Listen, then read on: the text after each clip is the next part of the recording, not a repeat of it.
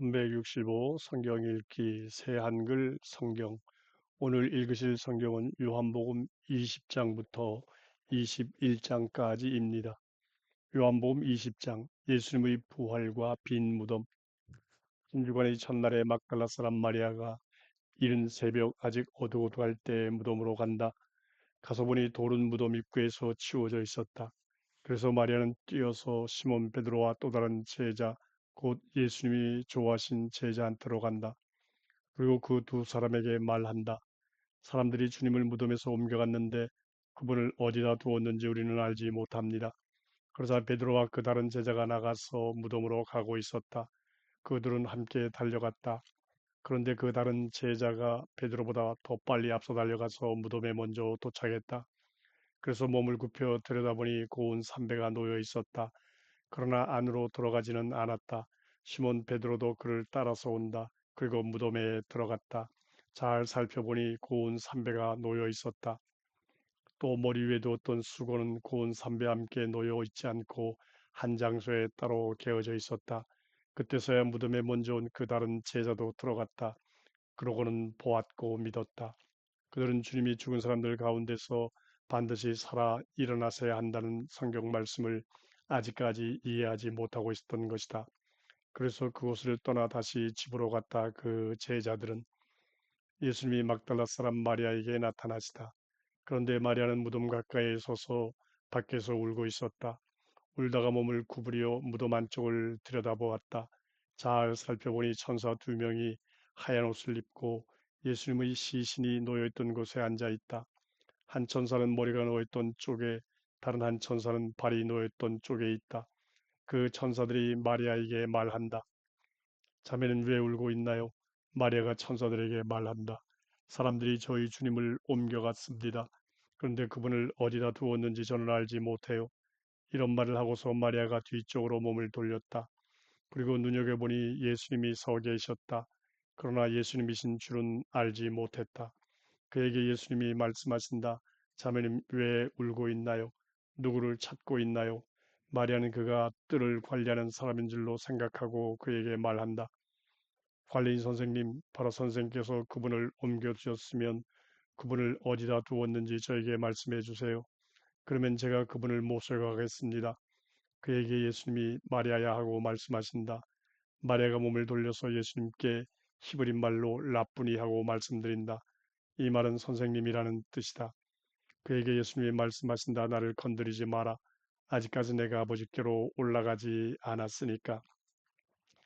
너는 나의 형제 자매들한테 들어가서 그들에게 말해라. 나는 나의 아버지, 곧 너희들의 아버지, 나의 하나님 곧 너희들의 하나님께로 올라간다 하고 말이다. 막달라 사람 마리아가 가서 제자들에게 내가 주님을 보았어요 하고 알린다. 또 이런 것들을 주님이 자기에게 말씀하셨다고 알린다. 제자들에게 나타나시다. 이제 바로 그날 곧 한 주간의 첫날이 저물었을 때였다. 제자들이 있던 곳의 문들은 닫혀 있었다. 제자들이 유대아 사람들을 두려워해서였다. 예수님이 그리로 오셔서 한가운데에 서셨다. 그리고 그들에게 말씀하신다. 평화가 너희들에게 있기를. 이 말씀을 하시고는 두 손과 옆구리를 그들에게 보여주셨다. 제자들은 주님을 보고 기뻐했다. 그들에게 예수님이 다시 말씀하셨다. 평화가 너희들에게 있기를.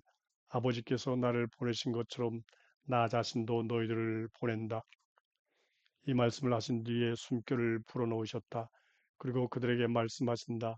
성령님을 맞아들여라. 너희가 누군가의 죄를 용서해 주면 그 죄는 실제로 용서받은 것이다. 너희가 누군가의 죄를 지고 있으면 그대로 남아있다. 제자들과 토마스에게 나타나시다. 토마스 곧 열둘 가운데 하나라 쌍둥이라 불리는 제자는 예수님이 오셨을 때 그 자리에 함께 있지 않았다. 그래서 그에게 다른 제자들이 말했다. 우리가 주님을 보았네. 그러자 토마스가 그들에게 말했다. 내가 그분의 두 손에서 못 박힌 자국을 보고 내 손가락을 그 못 박힌 자국에 넣어 보아야겠네. 내 손을 그의 옆구리에 넣어 보아야겠어. 그렇지 않으면 절대로 믿지 않을 걸세. 8일 뒤에 다시 예수님의 제자들이 안에 있었다. 토마스도 그들과 함께 있었다. 문들은 닫혀 있었는데 예수님이 오신다. 그리고 한가운데 서서 말씀하셨다. 평화가 너희들에게 있기를. 그런 뒤에 토마스에게 말씀하신다. 너희 손가락을 이리로 가져와라. 그리고 내 두 손을 보아라. 너희 손을 가져와 내 옆구리에 넣어 보아라. 믿지 않는 사람으로 남지 말고 믿는 사람이 되어라. 토마스가 주님께 대답했다. 나의 주님, 나의 하나님. 예수님이 그에게 말씀하신다. 너는 나를 보았기 때문에 믿은 것이냐? 복 있다. 보지 않고 믿은 사람들이 이 책을 쓴 목적을 밝히다. 사실은 많은 다른 징표들도 예수님이 자기 제자들 앞에서 해 보이셨습니다. 그것들은 이 책에 적혀 있지 않습니다. 그런데 이것들을 적어둔 것은 예수님이 그리스도 곧 하나님의 아들이신 것을 여러분이 믿게 되도록 하려는 것입니다. 또 믿어서 그분의 이름을 힘입어 생명을 얻도록 하려는 것입니다. 요한복음 21장 티베리아스 바닷가에서 제자들에게 다시 나타나시다. 이런 일들이 있은 뒤에 예수님이 제자들에게 자신을 다시 나타내 보이셨다. 티베리아스 바닷가에서였다. 이렇게 나타내 보이셨다. 시몬 베드로와 쌍둥이라 불리는 토마스와 갈릴리아의 가나 출신 나다나엘과 세베대의 아들들과 또 제자들 가운데 다른 두 명이 함께 있었다. 그들에게 시몬 베드로가 말한다. 나는 물고기 잡으러 가네. 그들이 베드로에게 말한다. 우리도 자네와 함께 가겠네. 그들이 나가서 배에 올라탔다. 그런데 그날 밤에 그들은 아무것도 잡지 못했다. 벌써 새벽이 되었다.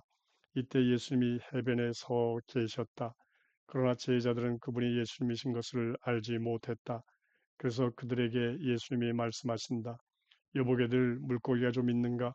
그들이 대답했다. 없습니다. 예수님이 그들에게 말씀하셨다.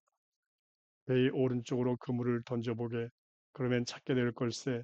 그래서 그들이 그물을 던졌다. 이번엔 그물을 끌어올릴 수가 없었다. 물고기 수가 엄청났기 때문이다. 그래서 예수님이 사랑하신 바로 그 제자가 베드로에게 말한다. 주님이시다. 그러자 시몬 베드로는 주님이시라는 말을 듣고는 겉에 걸치는 옷을 둘러 입었다. 벗고 있었기 때문이다. 그러고는 바다로 뛰어들었다. 다른 제자들은 물고기가 든 그물을 끌면서 작은 배를 타고 왔다. 무태서 멀지 않고 100m 떨어져 있었던 것이다. 그리하여 이제 그들이 무트로 내렸다. 그때 그들이 보니 숯불이 준비되어 있고 그 위에는 작은 물고기와 빵도 놓여 있다. 그들에게 예수님이 말씀하신다. 너희가 지금 잡은 생선을 좀 가져오너라. 그래서 시몬 베드로가 올라타서 그물을 무트로 끌어올렸다. 그들은 큰 물고기로 가득했는데 153마리나 되었다. 물고기가 그렇게 많았는데도 그물은 찢어지지 않았다. 그들에게 예수님이 말씀하신다. 이리로 와서 아침들 먹어라.